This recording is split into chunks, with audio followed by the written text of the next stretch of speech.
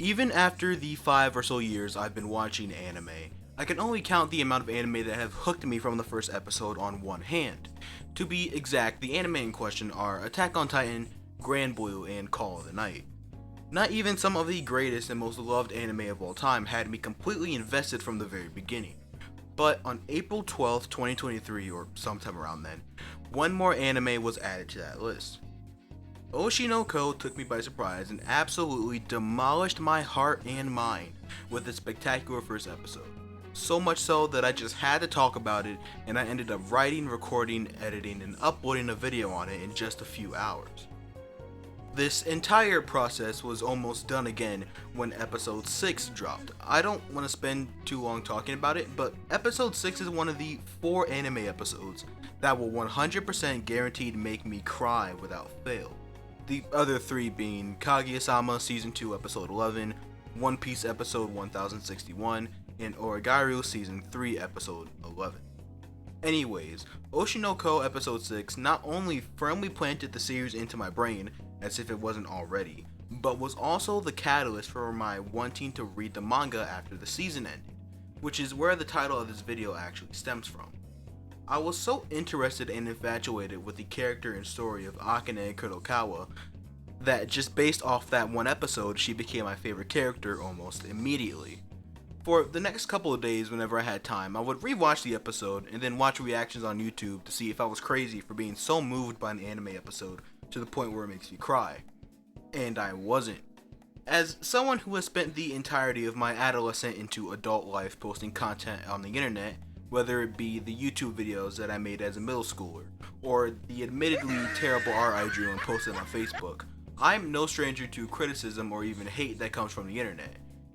And while it was nothing compared to what Akane had to go through, or especially what the victim of a real-life incident that inspired the events of this episode, which I'm neither informed enough or comfortable enough talking about here, so there will be a link in the description to a BBC article that explains the incident well, those small instances of criticism, scrutiny, or hate that were inflicted upon me taught me a valuable lesson at a young age, which I happen to think is extremely important for this day and age.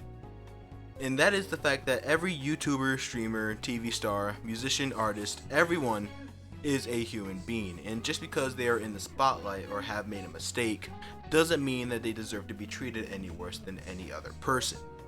This episode hits hard for me in a few different ways, and it's not only my favorite episode of the spring anime season, not only gonna end up being my favorite episode of 2023, but is one of my favorite anime episodes in general now. The rest of the anime past episode 6 is also amazing. I think the very clear standout character for the rest of the entire season is Kana, who is my favorite character after Akane, which is interesting considering those two are rivals in more than one way. The final episode of the season was absolutely spectacular both visually and sonically, and I really enjoyed the callbacks to episode 1 with Aqua and the glow sticks. The old Idol fans seeing Ai and Ruby and Aqua seeing Ai and Kana really put a smile on my face and was an amazing way to end off the season. Now, a few days after the anime ended, leaks for chapter 123 came out, and even though I never really got my Twitter associated with the Oshinoko community, these leaks were absolutely unavoidable for me. And being the curious ass bitch I am, I read them and immediately decided that I would start reading Oshinoko that day. After that, I binged all 83 chapters that I needed to read. No breaks. The leaks that had crossed my path on Twitter.com flabbergasted me so much that I dropped everything, including the fairy tale episode that I was halfway through watching, and read for about 6 hours straight. I love this manga, but I also hate that I love this manga because with the flip of a switch, like seeds getting ready to sprout, things could get really weird, really quick. And right now, it's looking like it's heading that way, unfortunately. From the very beginning, there was always been a chance that our two biological twin main characters, Aqua and Ruby Hoshino, could probably, possibly, maybe, definitely end up falling in love. And I saw it. I saw the bright crimson flags waving in the air from the very beginning.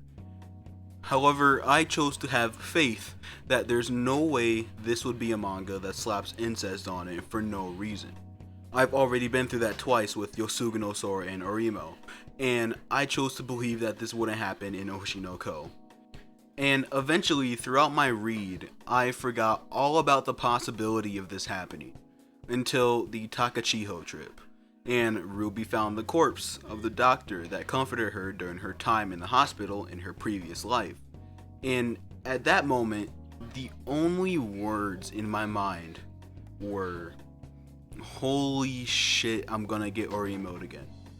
And even though the leaks for the latest chapter are why I decided to start reading, I fell in love with the manga so much throughout my read that I completely forgot what the original purpose of catching up was. So for this to happen just really took me just by surprise. Usually the very instance of this type of thing being in a story can usually kill it, and depending on the next chapter, which may or may not already be out when this video goes up, this story could die immediately for me. But outside of the twincest, there's so much to love in this manga. As I said before, Akane and Kana are kind of just ruling the story for me, and have had the most interesting developments in my opinion. Like, the very last thing I expected was for Akane to start walking down the path of the yandere. Like, she's not a full-blown yandere yet, but she's definitely on her way. And Kana, as always, continues being an insight into the entertainment industry, which has her lead some of my favorite and most interesting parts of the manga, such as the Tokyo Blade play arc, which gave me a view inside the world of manga adaptations and stuff like script writing, and seeing Akane and Kana get to truly show off their acting chops near the end were probably some of my favorite moments in the entire manga. Ruby, who admittedly didn't get to do much past the first few episodes of the anime, eventually got her time to shine and is still the main focus as of right now. She's had some of the most compelling and emotional and questionable moments so far. Even the whole thing with the cosplay incident that she orchestrated, while it is pretty fucked up, was interesting to me because I didn't see something like this coming from Ruby. It totally surprised me that Ruby not only put a plan like that together, but that she also just flat out admitted to concocting the scheme, just like Aqua did with Akane. However, it was at this exact moment in the manga that I realized that Aqua is one of the least likable characters that I've read in a while, and there's probably no way he could ever be redeemed in my eyes. I don't know why I never considered that everything Aqua has had a hand in up until this point was his own doing, and that almost any interaction he had with anyone, especially if it's either Akane or Kana, was him trying to manipulate them. Hell, the dude placed a tracker on Akane, which admittedly stopped her from doing something stupid, but it's still messed up. And in one of the recent chapters, he just blatantly feeds Kana what she wants to hear so she'll do what he wants.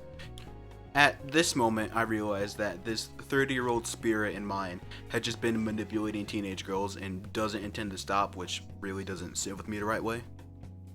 This also makes me extremely afraid of what he does in the next chapter, cause think about it. Ruby's mental state is absolutely shattered right now, and she is asking Aqua to marry her. In Aqua's eyes, she is probably completely vulnerable and easy to manipulate this.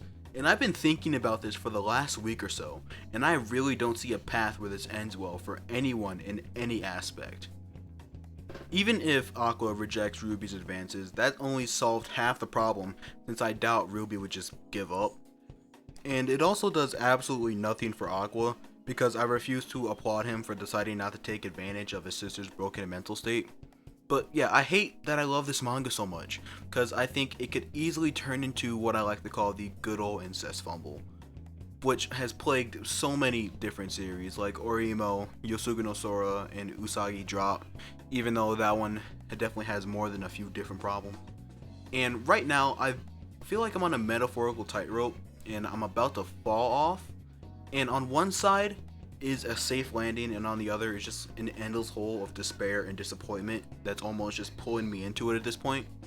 But yeah, I just ranted about Hoshino for damn near 10 minutes. Thanks for watching. So neat, you can handle us, so cool, big scandalous. I'll show you.